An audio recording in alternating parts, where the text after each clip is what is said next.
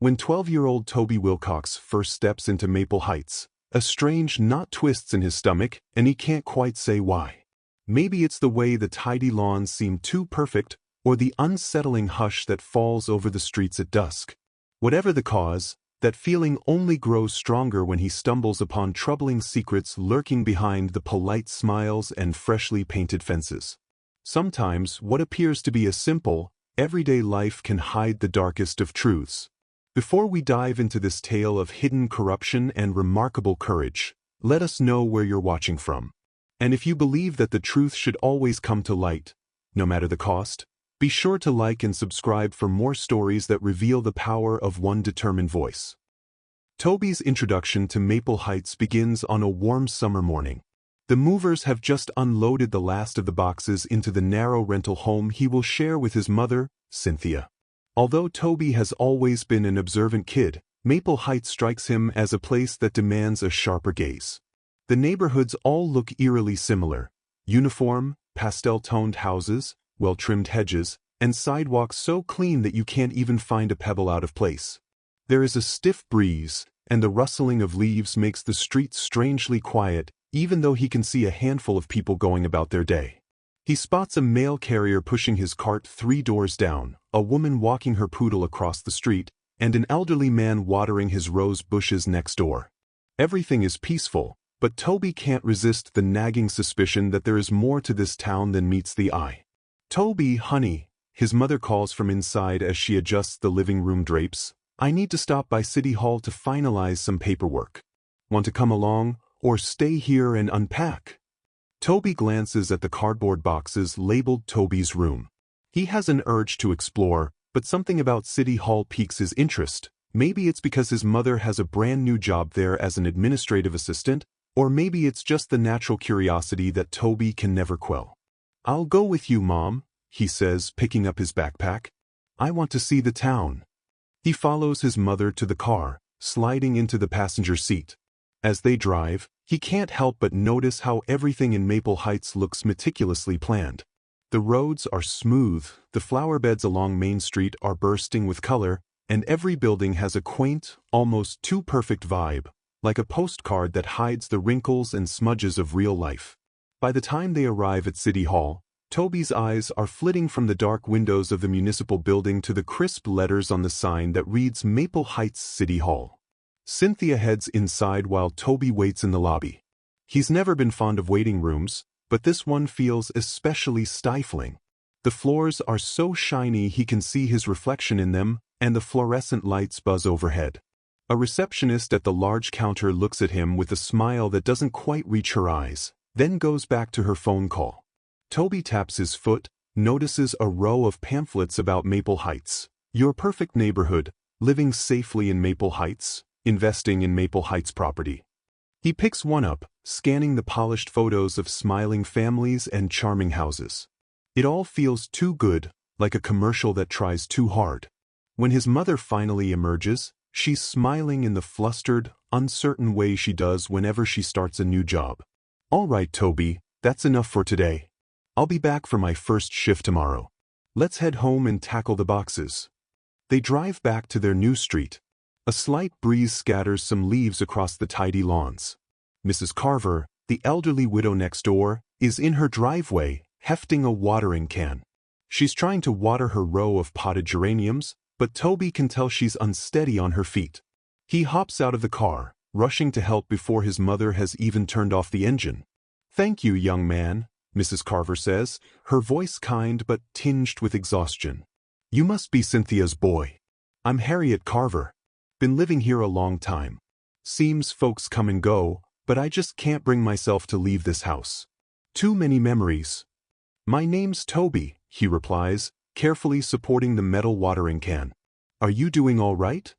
She gives him a guarded look, as if assessing whether she can trust him. "I'll manage. But I do worry sometimes. A real estate developer's been bothering me.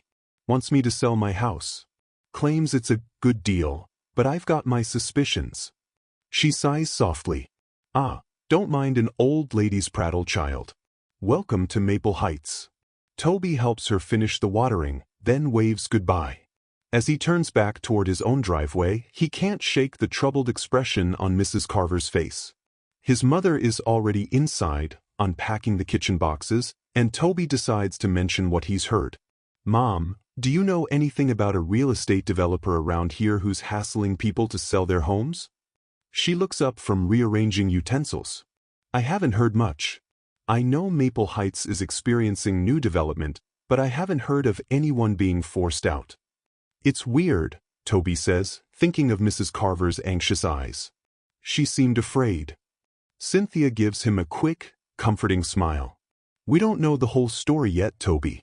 But if you ever feel like something's wrong, it doesn't hurt to talk to me or someone in authority. Don't go poking your nose too far where it might not be safe, okay?" Toby only nods, but inwardly he's determined to find out more. The next morning, when his mother leaves early for her first official day at City Hall, Toby decides it's the perfect opportunity to explore the neighborhood. He waves to Mrs. Carver's house, but her curtains are drawn. He strolls down the sidewalk, noticing how each home sports a manicured lawn and symmetrical hedges. As he walks, he can't ignore the subtle tension in the air. A few older residents, tending gardens or grabbing the mail, offer polite greetings, yet their smiles waver. Toby senses their guarded worry. He overhears hushed conversations about property taxes skyrocketing, about lost paperwork, about some neighbors who left in a hurry. By midday, Toby's mind is buzzing with questions. He wanders over to Maple Heights Park, a small green space with benches and a quaint gazebo. Sitting there, enjoying the soft breeze, he overhears two elderly women murmuring to each other. One is adjusting the collar of her floral blouse. The other clutches her handbag like it contains all her worldly possessions. "Edgar's deed papers disappeared from his safe," one whispers. "He's positive he put them there last month, but now they're gone. The taxes are going up again, and he can't even prove full ownership to dispute it." "I heard Mr. Blackwood was offering to buy him out for next to nothing," the other replies, voice trembling slightly. "He showed up at Edgar's door uninvited, telling him it's in his best interest to sell." Toby's brow furrows. Mr. Blackwood. The name sends a tiny jolt through him, as if he's discovered a missing puzzle piece. Real estate developer. Possibly connected to the missing documents. Toby stands to leave, but the second woman notices him and lowers her voice. Clearly, they don't want to be overheard, so Toby politely nods and continues on his way.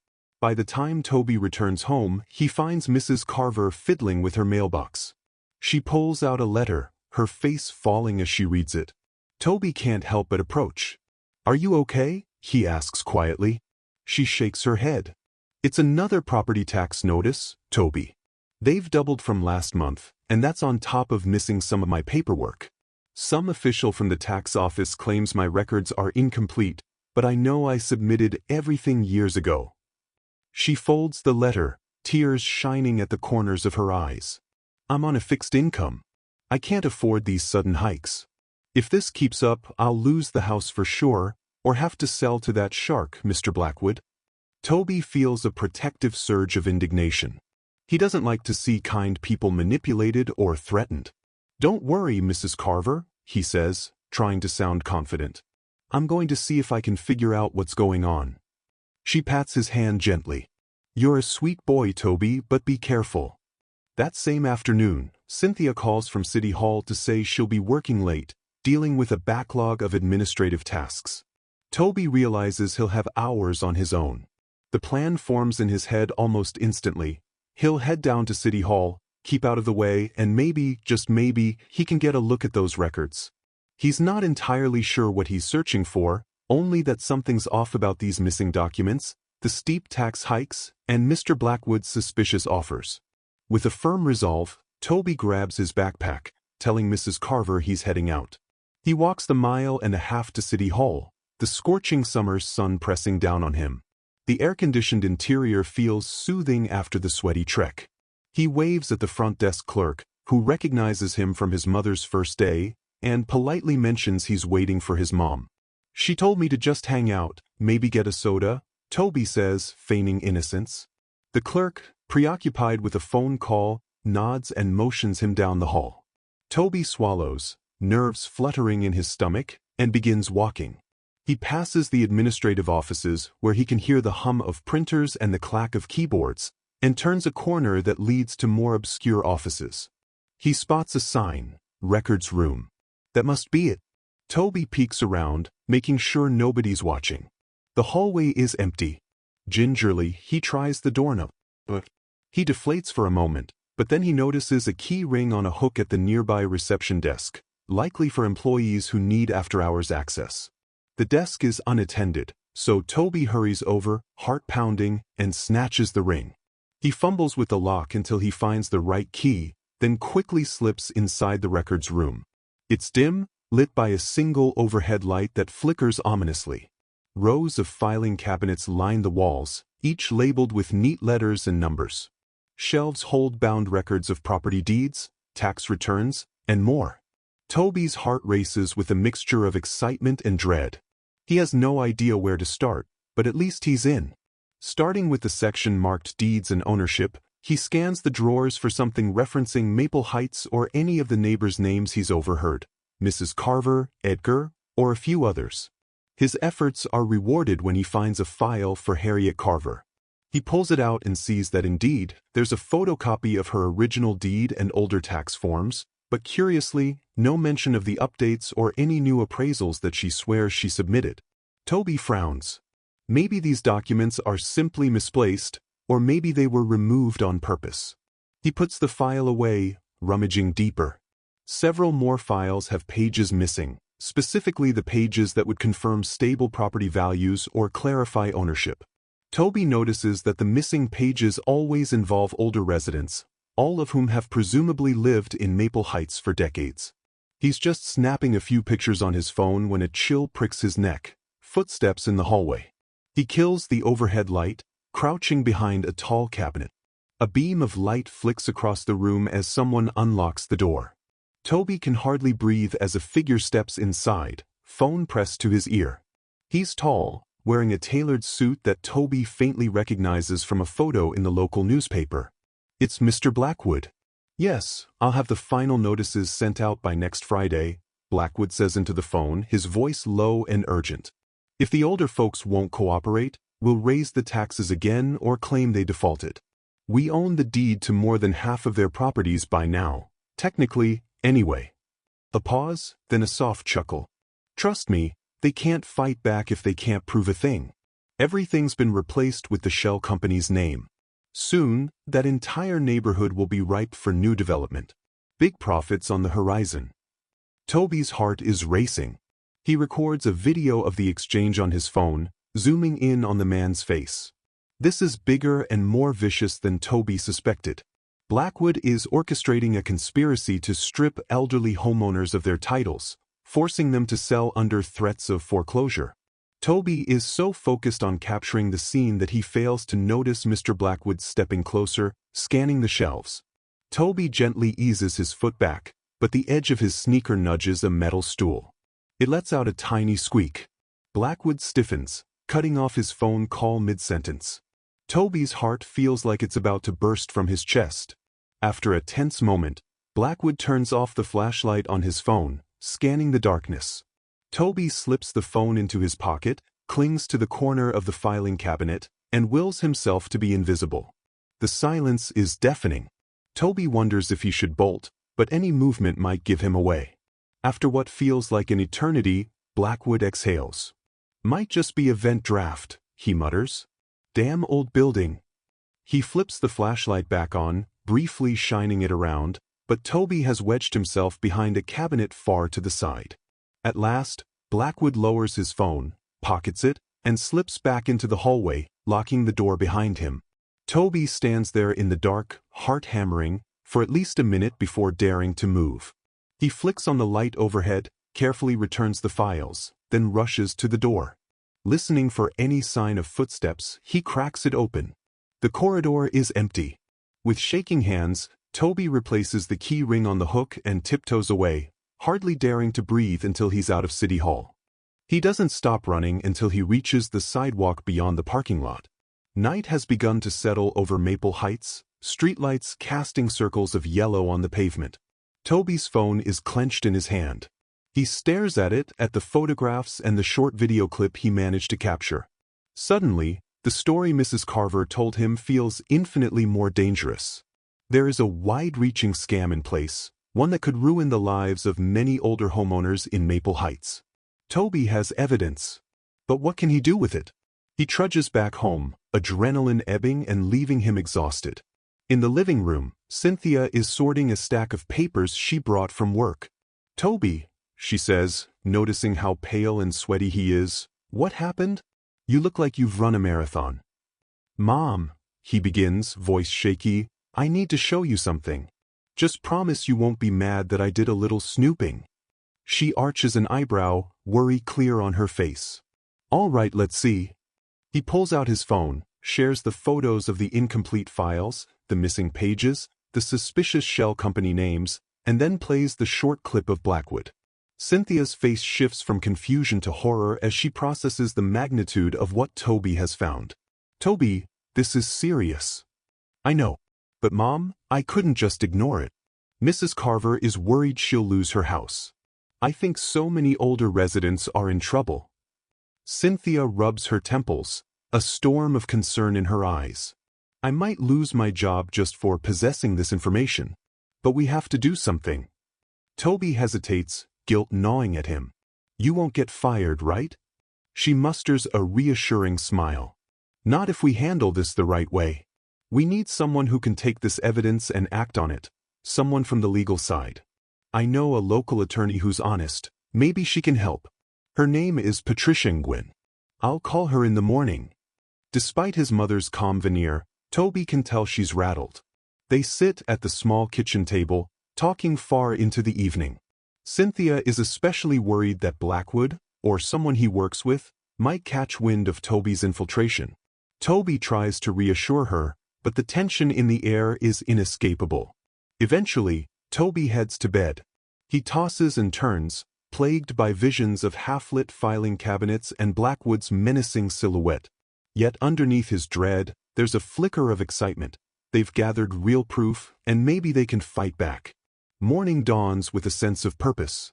Over breakfast, Cynthia tells Toby that Ms. Nguyen will meet them at a small cafe just off Main Street at noon. "You'll have to tell her everything that happened," his mother says. "Leave nothing out. She has to know how we got the files and that you recorded him. Honesty will help your case." Nervous but resolute, Toby nods. He can still hear Mrs. Carver's anxious voice, can still picture the older neighbors at the park, quietly lamenting their missing documents. He steals himself. Maybe a kid can make a difference if he tries hard enough. The cafe is a cozy place, with small round tables and a display of pastries that Toby eyes longingly. Ms. Nguyen is already there, a slender woman in a trim blazer, her dark hair pinned back in a neat chignon. She stands to greet them, offering a warm handshake. As soon as they order drinks, Cynthia nods at Toby to begin. He recounts everything, moving to Maple Heights, meeting Mrs. Carver, hearing the neighbors' stories, sneaking into the records room, and capturing Mr. Blackwood's phone conversation. Ms. Nguyen listens intently, scribbling notes on a yellow legal pad. At times, her brow furrows, her lips tightening in anger. "That's quite the revelation," Ms. Nguyen says once Toby finishes. She glances at Cynthia. "You said you'd bring the photos and video?" Cynthia hands her a flash drive. "I copied everything from Toby's phone to this." Ms. Nguyen slots it into her laptop, quietly reviewing the evidence. Toby watches her expression shift from puzzlement to grim determination. "These are official forms, all right," she murmurs. "And the video." He clearly states his plan to send out final notices, push them into foreclosure, and seize ownership. This is serious fraud, exploitation of the elderly, possibly more. If we can tie it all back to him with no doubt, that's a clear path to criminal charges. Toby's relief is tempered by a surge of worry. Are we safe doing this?" Ms. Nguyen looks at him sympathetically. If Blackwood is as cunning as he seems, he'll stop at nothing to protect his operation. But you have the advantage right now, Toby. He has no idea you have this evidence. We should get it secured with the authorities. However, I know the local police chief, and he might not act immediately without further backing. We may want to present this in a more public forum, with multiple witnesses, like a town hall meeting. Cynthia arches a brow. That sounds dangerous. It could be, Ms. Nguyen acknowledges. But it's also an opportunity to ensure that Blackwood can't quietly bury the problem. If we present it where the entire community is watching, the powers that be will have a harder time ignoring it. They talk logistics for nearly an hour, shaping a plan. Ms. Nguyen wants to gather a group of homeowners who suspect fraud, get them ready to confront Blackwood, and prepare a small press release. I'll see if I can get a local news reporter to attend the meeting, she says. If we can get a spotlight on him, he'll have no place to hide. Toby fiddles with his glass of lemonade, anxiety swirling in his gut. But a hint of exhilaration tickles his mind. He has never done anything like this before, standing up to a powerful adult, letting the truth shine in front of everyone. The notion frightens him, but it also feels like the right thing to do. The following days pass in a blur of quiet, intense preparation. Ms. Nguyen visits residents around the neighborhood, collecting statements of missing paperwork, suspicious tax hikes, and unsolicited purchase offers from Blackwood's firm. She encourages them to attend the upcoming town hall meeting, promising that real evidence has come to light. Some neighbors are skeptical, worried about retribution, but Toby's presence often reassures them. There's something about a kid fighting for them that rekindles their courage. Cynthia tries to keep a low profile at work, but she also discreetly copies more records from the archives. She obtains a few property tax receipts from earlier years, verifying that these abrupt hikes are abnormal. Toby, for his part, remains vigilant. He's extra cautious walking home, constantly checking if anyone might be following him. He even sees Mr. Blackwood cruising by in his sleek black car once or twice, but the man never acknowledges him. Toby wonders if that's a good sign. Maybe Blackwood really doesn't suspect him, or if it's just a sinister calm before the storm. Meanwhile, Mrs. Carver grows increasingly anxious. One evening, Toby finds her trembling in her living room. She shows him a letter marked Final Notice, Payment Due. The sum is enormous, impossible for her to pay on her limited budget. Toby gently squeezes her hand. "We're going to fix this," he whispers. "Just hold on a little longer." A flicker of hope appears in her eyes, but her lips tremble with fear. "If you say so, Toby. But if this doesn't work, I'll have nowhere else to go." He leaves with a renewed sense of duty. Every day that passes, Toby feels the tension ratchet higher. He can't imagine the agony these older residents must feel, to be threatened with losing their homes, powerless to stop it. The thought spurs him on, fueling a determination to see this through. The scheduled day of the town hall arrives with a heavy sky, thick clouds hinting at afternoon rain. A rumor has spread that Blackwood intends to propose a new development initiative at the meeting, touting economic benefits for Maple Heights. Toby suspects it's just another ruse to pressure the city into letting him continue his scheme. The public is invited, and Toby hopes enough neighbors show up to witness the evidence Ms. Nguyen will lay out. As Toby and Cynthia walk into the large meeting room, an auditorium in the City Hall building, he's greeted by a crowd bigger than he expected. Rows of folding chairs fill the space, with people of all ages settling in. Some are Toby's neighbors, wearing anxious expressions. A few local reporters have set up near the front, adjusting cameras and microphones. On the stage, city officials gather, including the mayor and the police chief. Standing off to the side, Toby spots Mr. Blackwood himself, sporting a confident smirk. Ms. Nguyen catches Toby's eye and nods. She's seated with a small group of residents, each holding documents or folders. Toby and his mother take seats near the aisle. The meeting opens with routine city announcements, but Toby can barely concentrate. His stomach churns with nerves, and the air feels thick. At length, the mayor gestures to Mr. Blackwood, inviting him to speak about his proposed development. Blackwood strides to the podium, his dark suit immaculate, his posture radiating authority. "Good evening, everyone," he begins, voice smooth. "Our town stands on the brink of a wonderful growth opportunity. I come to you with an exciting project that will revitalize Maple Heights, an upscale senior living complex, new commercial spaces, and more. To achieve this, A few older properties might need to be repurposed. But rest assured, we'll offer fair compensation to any homeowner willing to sell. Murmurs ripple through the audience. Toby exchanges a glance with Mrs. Carver, who sits on the far side of the room, wringing her hands. He sees Ms. Nguyen is poised, ready to interject.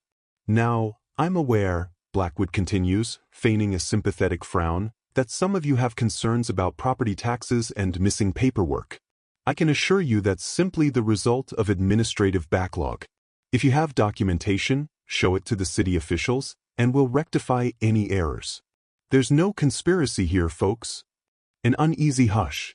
The mayor looks uncertain, shifting in his seat. Finally, Ms. Nguyen stands. Mr. Blackwood, she calls. May I ask you a few questions about these so-called errors? He arches a brow, artificially polite.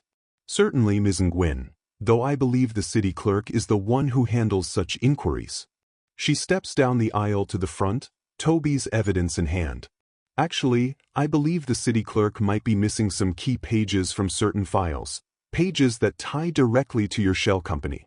A few cameras pivot to record. Blackwood's smirk wavers. I'm not sure what you mean, he says carefully. My business dealings are all above board. Is that so? Ms. Nguyen says. Because I have documents, signed under suspicious circumstances, that suggest otherwise. And we have a video. She signals Toby, who clutches his phone. He feels a bead of sweat trickle down the side of his face. Now is the moment. He stands and calls out, voice trembling a bit. I recorded Mr. Blackwood talking about forcing homeowners out through forged deeds and raised taxes. He was in the records room at City Hall, talking about final notices. The audience erupts into gasps and whispers. Blackwood scowls, struggling to maintain composure. This is ridiculous. You're telling me you're basing your claims on the word of a child? He's probably misunderstood something. That video is likely doctored. Toby steps forward, swallowing hard. It's not doctored. I have the original file, and it's backed up. I also have pictures of the files with missing pages, the forged signatures. I know what I saw. A few seniors start calling from their seats. We've lost papers too. My deed was gone. My taxes doubled overnight. The murmur builds into an outcry. The mayor waves for order, but the tension is electric. Ms. Nguyen hands duplicates of the documents to a city council member near the stage. Another council member leans to read them, eyes widening. One woman stands up, voice shaking. That man, she points at Blackwood, showed up at my door last week with new papers for me to sign. He said they were city forms, but I didn't sign. Something about it felt off. The mayor's expression darkens, looking to Blackwood. Mr. Blackwood, what is the meaning of this? Blackwood, cornered, attempts one last strategy, turning the blame on Toby. This is slander, he snarls. This child broke into a restricted area at City Hall. He's the one who committed a crime. Why are we listening to him? But Ms. Nguyen coolly addresses the crowd. We should be asking why Mr. Blackwood felt the need to hide in that restricted area himself, rummaging through property records. And we have him on video stating his intentions to coerce homeowners into selling. Not to mention these documents, which show forged signatures connecting back to a shell company he owns. The cameras flash. Journalists jostle to capture the moment. The mayor, sweating visibly, demands the city clerk retrieve the official records. The clerk, rummaging through a folder, confirms that many of the relevant documents are missing or obviously tampered with. The audience breaks into outrage. Blackwood tries to protest, but the rising fury of the residents drowns him out. Over half the crowd is now on its feet, crying out for an explanation, demanding justice. Suddenly, uniformed officers step forward, including the police chief. He confers in hushed tones with the mayor, scanning the documents Ms. Nguyen provided.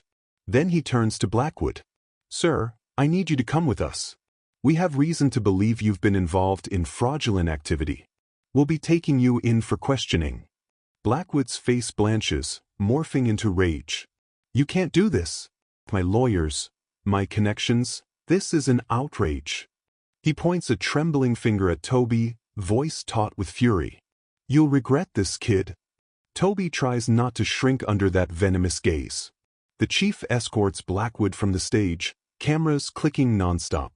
The mood in the auditorium is charged with a strange mixture of anger, relief, and shock. People crowd around Toby, Ms. Nguyen, and Cynthia, all wanting to see the evidence for themselves. Mrs. Carver clutches Toby's arm, tears of gratitude in her eyes. "You did it," she murmurs. "Thank you, Toby. You saved us." As the city officials promise to launch a thorough investigation, Toby slumps into a seat, feeling exhaustion wash over him. He's done it.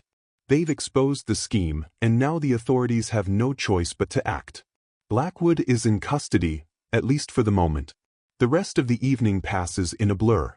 The mayor thanks Toby for bringing the matter to light. Though Toby can see the discomfort in his eyes, how could the city have let such a scam fester right under their noses? Over the next few days, Maple Heights buzzes with the aftermath of the scandal. Local news outlets run the story. Young boy uncovers real estate fraud. Blackwood investigation underway. Residents come forward in droves, sharing stories of lost documents and intimidation tactics. The police gather statements, Ms. Nguyen assisting them in building a solid case. Though there's a whiff of tension in the air, Toby notices a renewed sense of community among the older residents. They finally believe they might be safe. At Cynthia's office, rumors swirl that certain staffers might have looked the other way for personal gain. She remains cautious, but her job is not threatened. If anything, her willingness to help expose wrongdoing seems to earn her respect among the more honest officials. Toby is proud of her, and she's proud of him. Despite the relief that sweeps through the neighborhood, the legal process isn't instant. Blackwood manages to post bail, and Toby catches occasional glimpses of him in town, always flanked by stern-faced lawyers. Once, Toby is sure the man sees him from across the street. Their eyes lock for a second, and a shiver of unease runs down Toby's spine. But the look in Blackwood's eyes is no longer arrogant. There's a hint of desperation. Perhaps he realizes the evidence is overwhelming. Neighbors regularly drop by to thank Toby. Mr. Durham from 3 streets over brings homemade cookies, saying Toby's actions saved him from signing away his property under duress. Mrs. Carver, her health seeming to improve with her peace of mind, sits with Toby on her porch, telling stories about Maple Heights in decades past. She speaks of its once vibrant community, how families grew up here for generations. Toby sees how heartbreakingly close they came to losing it all.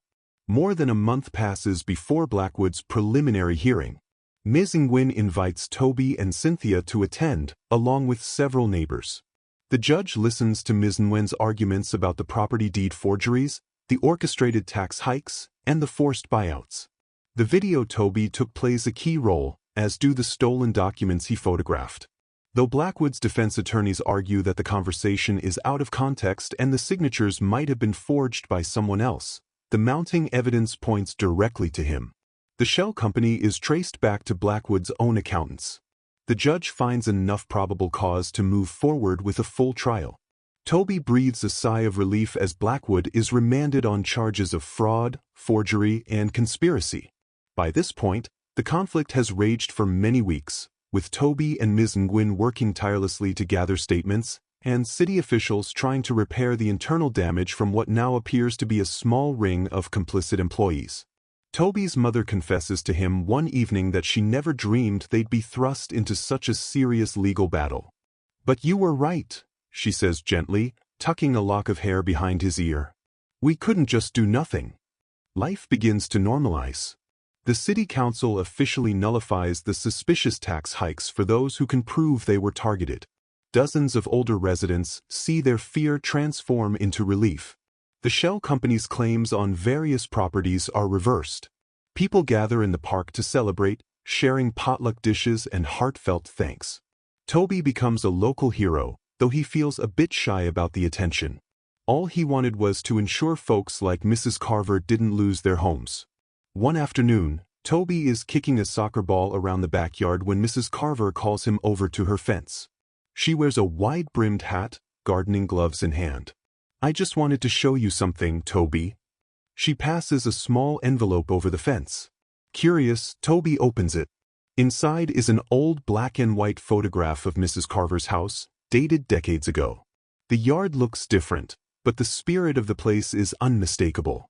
She smiles, tears glinting in her eyes. "This is where I raised my son," she murmurs.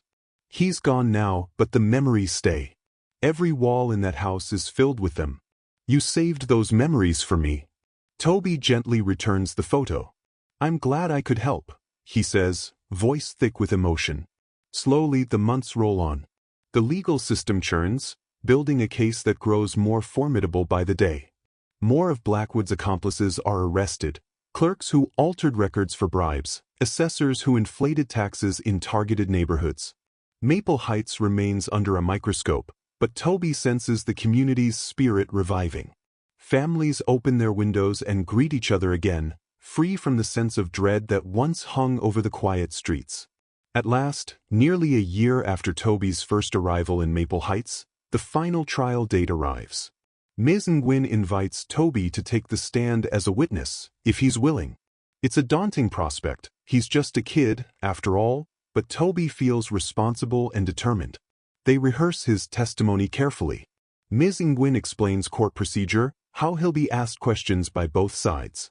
Toby steels himself, remembering the look of despair on Mrs. Carver's face when she thought she'd lose her house. He stands in front of his bathroom mirror, practicing speaking calmly, reminding himself he's telling the truth. The trial is held in the county courthouse. The gallery is packed, residents from Maple Heights, local reporters, supporters of Toby's cause. The judge is a stern-faced woman with sharp eyes who calls the court to order. Blackwood sits at the defense table, flanked by a team of lawyers, his once smug confidence replaced by wariness. When it's Toby's turn to testify, Ms. Nguyen leads him through the story. He explains, in detail, how he noticed the neighbor's fear, how Mrs. Carver worried about losing her home, and how he snuck into City Hall to see if something was being hidden. The prosecution plays the original video, the entire short clip where Blackwood is clearly heard discussing the final notices, the forced foreclosures, the forging of deeds. Toby's voice trembles at times, but Ms. Nguyen's calm presence bolsters him. Then comes the defense's cross-examination. One of Blackwood's lawyers, a man in a crisp navy suit, tries to fluster Toby. "So, Toby, you admit you trespassed in a restricted area, correct? And you were rummaging through files without permission?" Toby swallows. "I used the key from the front desk. I know it was wrong. But I only did it because I suspected older people in my neighborhood were being taken advantage of. I found the missing documents. I have pictures." The lawyer's voice stiffens. "Is it possible you misunderstood your findings or misread the documents? After all, you're only 12 years old." A spark of defiance warms Toby's chest. "I know how to read, sir," and Ms. Nguyen verified everything. Also, the video shows Mr. Blackwood saying all those things in his own words. "I didn't alter it." With that, the lawyer tries a few more barbs, but Toby holds firm, repeating the plain facts. By the time he's finished, Ms. Nguyen looks proud. Cynthia, sitting in the front row, has tears in her eyes. Toby returns to his seat, exhaling with relief. Next, a parade of witnesses testify. City employees who discovered incomplete files, homeowners who received threatening letters, a forensic document analyst who confirms the signatures on the missing deed forms are forgeries. Even the city clerk testifies that she often wondered why certain older files had been tampered with but was afraid to speak up. Blackwood's lawyers try to discredit them, but the evidence is too substantial. Day after day, Toby sees the case tightening around Blackwood like a net. Eventually, final arguments are made. The jury deliberates for what feels like an agonizing eternity. Then, at last, they return with a verdict, guilty on multiple counts, including fraud, conspiracy, and forgery. A hush falls, then cheers and gasps. Blackwood sits in stunned silence, his complexion gray.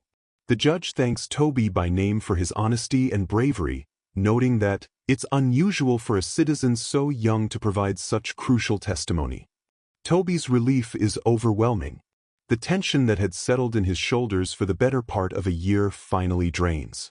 As people flood out of the courtroom, hugging and celebrating, Toby stands near the doors, letting it all wash over him. Ms. Nguyen congratulates him with a firm handshake.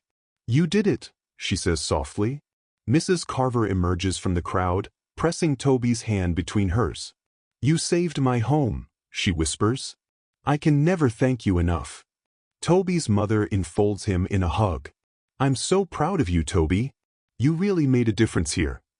The evening after the verdict, Maple Heights seems brighter, somehow. The houses look cozy and inviting rather than secretive and uniform. The people's smiles are genuine, unburdened by fear or suspicion.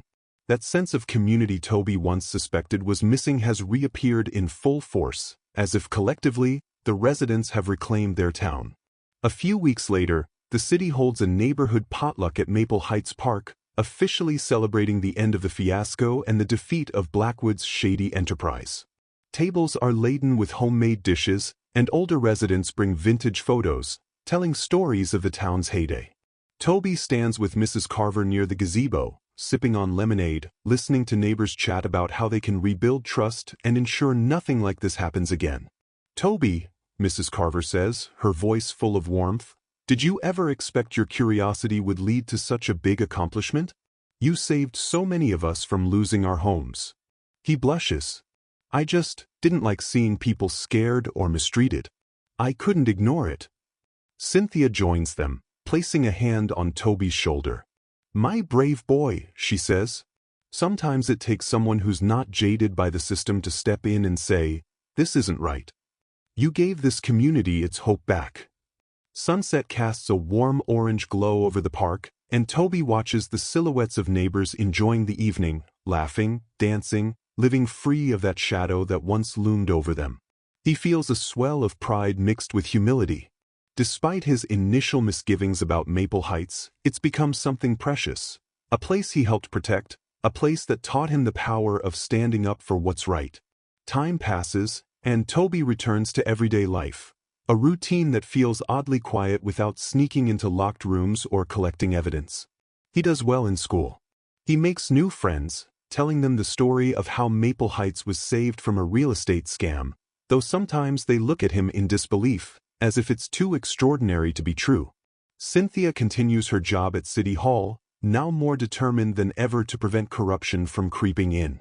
Meanwhile, the older residents Toby once worried about flourish in their newfound security. Mrs. Carver invites Toby over for lemonade and cookies whenever she sees him in the yard. Mr. Durham waves from his porch each morning. The whispers about missing documents have faded. The hush in Maple Heights is now comfortable, serene, without fear. On a crisp fall afternoon, Toby walks home from school. Leaves crunch under his sneakers as a mild wind stirs the air. He notices an older man 2 houses down from Mrs. Carver, struggling with a rake. Toby jogs over to help. "Here," he says, "let me hold that bag open for you." The man, who Toby has seen around but never formally met, smiles gratefully. They rake leaves together for a while. "You're Toby Wilcox, aren't you?" the man asks, tying the bag shut. "You're that kid who discovered the fraud." Toby shrugs modestly. "I helped ya." "Well, good on you," the man says, tipping an imaginary hat. "I've been here 30 years. Glad we can still rely on neighbors to look out for each other." Toby heads home, heart warm, the day's final rays of sunshine stretching across the suburban lanes. Maple Heights might appear perfect on the surface, but it took real community courage, and a little bit of youthful stubbornness, to truly bring its best qualities to light. That evening, Toby sits on the back porch with his mother. They watch the last golden streak of sunlight fade behind the rooftops. "I wonder, Mom," Toby says quietly, "if other neighborhoods have the same problem and no one's there to speak up." Cynthia slides an arm around his shoulders. "That's a real possibility, Toby. But maybe your story will inspire other people to stand up too. And you've got plenty of time to make a difference in the world." He nods, letting the hush of twilight settle around them. A part of him wonders if this is just the beginning, if he's caught a glimpse of how one determined person can fight injustice. Maybe someday he'll do more.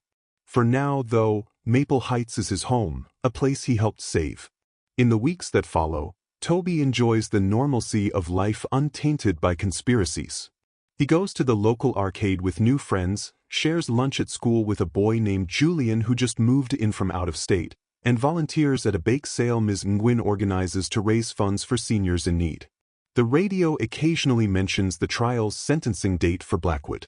When that day arrives, Toby and Cynthia learn that Blackwood has been sentenced to years in prison for multiple counts of fraud and forgery, with hefty fines that will go toward restitution for the homeowners he nearly displaced. Toby can't help but feel a profound sense of closure. He recalls the tension in the records room, the anxious hours spent worrying about whether anyone would believe him. Now justice has been served, and Maple Heights can breathe free. The resolution doesn't mean everything is perfect. Bills still need paying, families still have their own struggles, but at least the fear of losing a home to underhanded schemes is gone. Cynthia, relieved, invests more energy in her job, working to refine City Hall processes so no such scam can slip through the cracks again. Toby hears from Ms. Nguyen occasionally, always with a new story of some small legal triumph. Maple Heights is forging a better path. One crisp winter evening, Toby finds himself looking through the local paper while sipping cocoa at the kitchen table. He spots a short editorial praising the Wilcox kid for setting an example of community bravery. Toby blushes at the mention. He's never been one for attention, but he can't deny a flicker of pride. As he stares out the window at Mrs. Carver's lights glowing cozily, he feels a sense of home. One quiet Sunday morning, Toby is awakened by the doorbell. He pads downstairs, still in pajamas, to find a local journalist, a woman with kind eyes, asking if she can do a short follow-up interview about the Blackwood case for an article on civic activism. Toby hesitates, then nods. He does the interview in the living room, with Cynthia by his side, recalling how it all began when he simply refused to ignore a neighbor's distress. The journalist thanks him, remarking that it's heartening to see how a single moral stand can change an entire community's fate. Toby feels a gentle rush of gratitude that people care enough to listen. As time inches forward, Toby grows a little taller, a little older, and life rolls on with new routines and new challenges. Tests at school, small arguments with friends, the usual ups and downs of adolescence. Yet underneath it all, there's a constant sense of quiet resolve he's gained from this experience. He's learned that truth, though sometimes terrifying to uncover, has the power to heal and protect. A year and a half after Toby first arrived in Maple Heights, the city decides to hold an official ceremony at the local library, celebrating the newly digitized property record system, one that aims to keep everything transparent and accessible so that no one can hide misdeeds again. The mayor, looking notably humbled, addresses a small crowd. He invites Toby, Ms. Nguyen, and a few other central figures to stand on stage for recognition. Toby feels the heat of embarrassment creep up his face, but when he scans the audience, spotting Mrs. Carver, Mr. Durham, his mother, he stands tall, receiving the applause with a soft smile. Truth is something we owe each other, the mayor says in his concluding remark. We owe it to our neighbors, to our families, to ourselves. And in Maple Heights, we're lucky to have had people willing to protect that truth. Looking at the broad smiles and hearing the genuine applause, Toby can't help thinking back to that first day, when the perfect lawns and neat hedges gave him an uneasy feeling. He never could have guessed he'd become the catalyst for preserving the real Maple Heights, the one beyond the postcard perfection. That night, Toby and his mom sit in the living room, reading by the soft glow of a lamp. Outside, winter wind whistles, rattling the bare branches. Toby sets down his book. "Mom," he says quietly, "do you think Mr. Blackwood will ever realize what he did was wrong? Or do you think he'll just be bitter that he got caught?" Cynthia closes her binder of work papers, her expression pensive. "Some people never own up to what they've done, Toby. Others might learn and change. We can't control that. What we can control is our own willingness to stand up for what's right. You did that, and I couldn't be prouder." He leans his head against her shoulder, comforted by her warmth. "I'm glad we came here," he says. "Even with all the trouble, I'm glad." She brushes his hair affectionately. "Maple Heights is better for having you, Toby." The seasons shift once more. Spring breaks through the last traces of winter. Cherry blossoms line the sidewalks, and Toby bikes around the neighborhood, greeting people with a friendly wave. Kids fill the park, playing games, and the older residents chat leisurely on benches. It's a town that feels truly alive now, confident and supportive. The hush is no longer one of forced politeness but one of tranquility. Eventually, Toby is invited to speak at a local middle school assembly about civic duty. He stands on a small stage in front of kids around his age. He's jittery with nerves, but once he starts talking about his story, how he stepped up because he simply had to help someone in need, he sees heads nodding. Afterward, a few kids come up and tell him about times they were afraid to speak out at their own schools or neighborhoods. Toby tells them that fear is normal, but letting fear silence you only helps those who do wrong. The sincerity of his words rings true, even to his own ears. He returns home that afternoon, a sense of satisfaction humming in his chest. Mrs. Carver's daisies have bloomed in her front yard.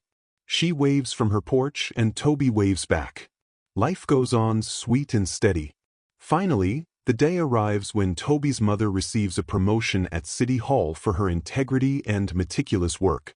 To celebrate, Toby, Cynthia, and Mrs. Carver share dinner at a small local restaurant with checkered tablecloths. Soft music plays in the background. Mrs. Carver jokes that she never used to eat out alone after her husband passed, but Toby's arrival in the neighborhood changed that. "You gave me company and a friend," she says. "We older folks can feel invisible sometimes, Toby, but you made sure we were seen. That's something I'll always treasure." After dinner, Toby stands outside, gazing at the pastel glow of street lamps reflecting off the sidewalk. He breathes in the clean Maple Heights air. In that moment, he understands that home isn't just a place. It's a shared commitment to protect each other. He and his mother walk Mrs. Carver back to her house, and Toby takes one last glance at the street. A sense of calm strength fills him. He helped root out a deep corruption. Now the town thrives on that renewed trust. As he lies in bed later, drifting off, Toby remembers the hush of the records room, the tense heartbeat of being hidden behind a cabinet, the flicker of Blackwood's flashlight. It all seems like a distant memory, yet the lessons remain. He overcame his fear. He fought for justice. And Maple Heights, this once too perfect suburb, now feels genuinely perfect in the best way. It's a place where neighbors look out for each other. Thank you so much for tuning in to this story of quiet suburbs, hidden corruption, and the power of one determined voice. If you believe the truth should always shine through, don't forget to like and subscribe for more stories that prove courage knows no age. We appreciate you watching. Stay safe, and remember, stand up for what's right.